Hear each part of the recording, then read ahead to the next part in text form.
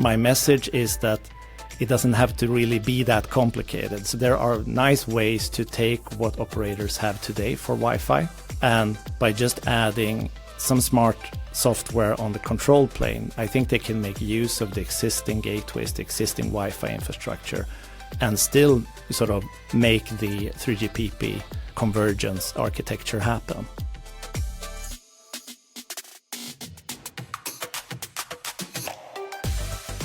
Hello, this is Martha DeGrasse here for Wi-Fi Alliance, and this is The Signal, our podcast where we give you the inside track on Wi-Fi. These are meant to be smart conversations with industry leaders. We want to deliver a new perspective on the growing portfolio of Wi-Fi technologies that we see changing the connectivity landscape. Okay, in this episode, we are delighted to be joined by Jonas Bjorklund of Enea. He is VP of the Aptilo product line. Jonas, thanks very much for making time to join us on The Signal today. Thank you so much for having me here. Let's start by hearing a little bit about Aptilo, your product line, and what's been recently developing for you. All right, so Aptilo is focused on Wi-Fi and IoT solutions, Wi-Fi service management, particularly for service providers. Aptilo was acquired 2 years ago by the company enea, another Swedish telecom software and cybersecurity company. So we're now under the logo of enea, and I'm leading the Aptilo product line within enea.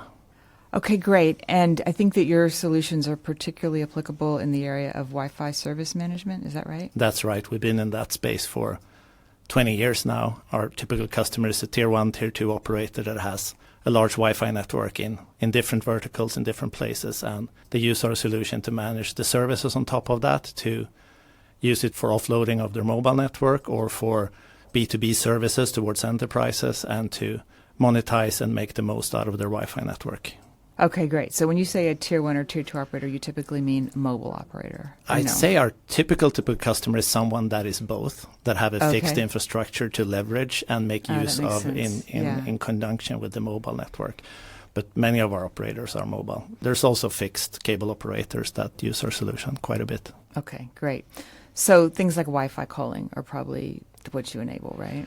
Wi-Fi calling is one application, yeah. So we provide the policy and authentication layer for Wi-Fi calling. And then in the B2B space, it's more about like an enterprise to welcome their guests, public spaces to monetize and onboard their visitors, whether it's an enterprise environment, you're a guest to a host to come to a meeting. We have solutions to enable that. So a service provider would, a part of their Wi-Fi offering and connectivity offering to an enterprise, they can add those services on top. But also into retail spaces, into hospitality, into airports, different types of locations where users wants to get on as easy as possible, and the location owner wants to hopefully learn a little bit about who's visiting and communicate with them. That's great. So that sounds like a money-making opportunity, the last scenario you described. So obviously It sounds like service providers are monetizing your service. And then the enterprise as well, is there a play for them, or... In some markets, people still pay for Wi-Fi, but in most markets, it's something they sort of expect for free. So it's a utility. And then it's only for the operator, it's a revenue opportunity to sell this as a service to the enterprise that wants to offer a really good service to their visitors and to whoever relates to them come there. So that's how in a free Wi-Fi network, somebody is paying, right? And that's the one that provides the service to their happy visitors and happy customers. And of course, then what we do is to help the service provider bring more value to the enterprise. Like I said, not just have happy visitors, but also learn a little bit about them to create analytics from that and also communicate with them. Right. Without compromising the end user experience, because we as end users, when we go somewhere, we would like to, as seamless and secure as possible, get access. So we deal with that compromise and to make it and the most value for everybody. And the privacy considerations as well for the end users, right? I'm sure you're... Absolutely, that's there. So in Europe with the GDPR regulation, that's a big thing, of course, that we have full support for, so that worry is off the table, both for the end user and for the enterprise and for the service provider. Has Wi-Fi 6 changed your business? Yes, it has. It's a new optimism from service provider, new enthusiasm for Wi-Fi. I think with Wi-Fi 6, they can feel that with OFDMA, it's more similar to what they're used to in the 3GPP, in the licensed radio. So they feel that they can deliver quality service that they really can trust and have as part of their network. They can freely see that they have devices moving from the 4G, 5G networks onto Wi-Fi. And thanks to Wi-Fi 6, they can trust that in a good way. Also with Wi-Fi 6E and the added spectrum in 6 gigahertz, of course, that brings a lot of interest in the fact that they can get access to all of that extra spectrum, which is very valuable to them to deliver services. Because a lot of those devices might be outdoors, right? I think so too. Yeah, I mean, 6E is great for all of, I mean, it's a big shift, of course, that a lot of people talk to, that spectrum is really the foundation of it all, where we can have so much more use cases on top of a network that has that added capacity. Great. So have you seen any interesting enterprise IoT use cases that you can highlight for us? Yeah, I would say the most interesting thing is when there's many devices that an enterprise would like to connect. So it could be in the healthcare space where you want to have an IoT device on every patient. I mean, in a hospital, if it's a large hospital, I mean, that could be thousands of devices that needs to stay connected. And Wi-Fi is a really good technology to keep them connected, with the little problem today of onboarding those devices and keep them onboarded securely on the network.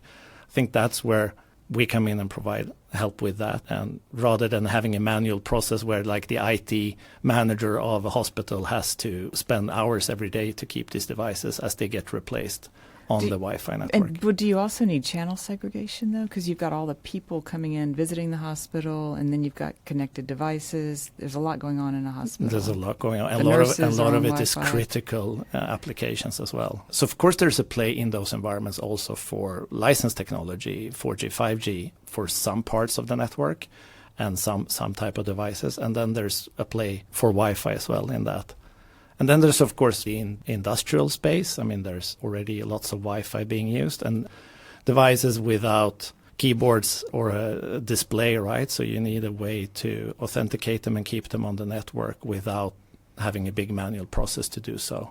We also have some use cases where you have trucks that comes into service stations or logistics centers, and they have been on the road with 3G, 4G connectivity, soon 5G connectivity, but they still typically gather so much analytics data so that when they are stationary for a little bit and have Wi-Fi coverage, they should use that Wi-Fi network to offload all of that analytic data they have collected, millions of events that they can track and collect as they're driving on the road. And then again, you need a way to securely authenticate and keep these trucks seamlessly authenticated and online when they are in this Wi-Fi location.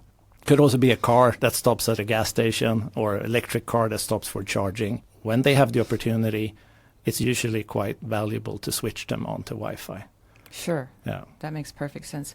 So you said earlier that it's a new spring for carrier Wi-Fi, and you mentioned a minute ago the role that maybe cellular can play in, for example, a hospital. So all that gets to the idea of Wi-Fi cellular convergence. And before the podcast, we were talking about how that there was a spec in 4G for Wi-Fi traffic on the mobile core, but no carriers did it. I think you told us that before the podcast, right?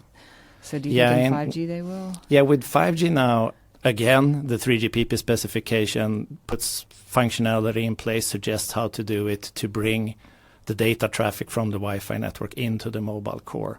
And that was around already for 3G and 4G. Yeah. And as vendors, we're quite enthusiastic about that idea that we would bring all the Wi-Fi traffic to the mobile core because you can do nice things in the mobile core. But in practice, I don't think it was a business case for it. It's quite costly to take the large volumes of traffic you have in Wi-Fi onto the mobile core.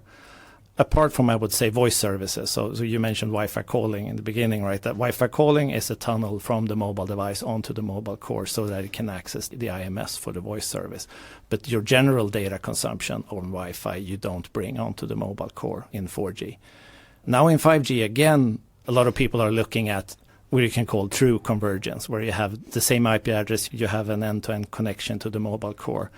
And I think now maybe with 5G, there are more critical services on the user plane function, as it's called, in the 5G standalone infrastructure, so that operators would like to start to do that.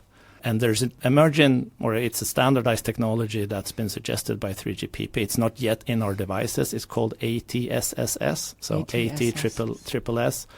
And the SS stands for steering, switching, and splitting. Okay. So it's kind of the holy grail of Wi-Fi offloading, if you will, because then you will have the means to tell a device when it should stay on the cellular network and when it should go to Wi-Fi. Like the use cases we talked for IoT before applies here.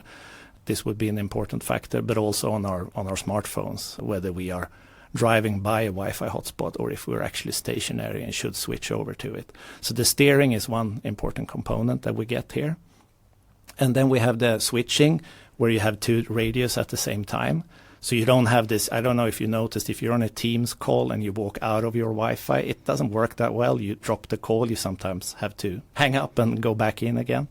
So with switching, you can have the two radios on your device on at the same time. And the solution we take care of using multipath technology to bring a seamless experience. Even use both of them. If two networks are available for a long time, you can use both of them for high capacity. And that's also the splitting part of the third S is the splitting, to use both. One of the reasons you need to have the traffic into the core is so if I walk out and switch over to another network, I can still talk to the people in the room that are on the Teams so call. this AT-SSS, it could live outside of the mobile operator. We can imagine such solutions to be on the internet and those functionalities be implemented. But really the natural place for it to live is on the mobile core, on the user plane function, and be a service provided to you from your operator in order to improve your experience and going between these networks in a nice way. But this is some time away. The devices needs to get support for it, and the infrastructure around it needs to be in place. And then, of course, we all need to update our devices to have support for this. But I think with this coming, and this is something where operator would like to go, then the whole idea of bringing traffic into the mobile core becomes important and crucial again, because it's sort of this vision to have this better support for going in and between networks is really dependent on that. Yeah, you make a great case for it. So is there further work that 3GPP needs to do, or that's all in place and it's just up to the operators and the device makers? It's sort of all in place. There's some development on the AT-SSS where it's now TCP multipath, and there's would like to have the same also with UDP. Because we have more and more of our applications are on UDP. Now I'm getting very technical, but in short, most of the things are there from a standardization point of view. It's more for the devices and the back-end infrastructure to catch up. And so you're endorsing support from the operators. It sounds like that you think they will be interested. What about the device makers? They'll follow suit, you think? Yeah, absolutely. So whether I guess the verdict is out as usual, to what extent they collaborate with the service provider or if they want to own this functionality themselves. So it's a case of where the control will be. Okay. So I would make a case for it to be service provider has a good role to play here. It would be suitable. So I would wish for the device manufacturers to collaborate and make it possible for service provider to take a role there. So I think that's there, and that makes people look at the 3GPP specifications now for all of this integration. But a point I like to make is that they look very complicated. There's a lot of new boxes, you could call them, but logical functions that 3GPP has panned out. We've written a white paper where we go into some depth on this to describe what to make of the specifications that 3GPP has provided for Wi-Fi and 5G convergence. But my message is that it doesn't have to really be that complicated. So there are nice ways to take what operators have today for Wi-Fi, and by just adding some smart software on the control plane, I think they can make use of the existing gateways, the existing Wi-Fi infrastructure, and still sort of make the 3GPP convergence architecture happen.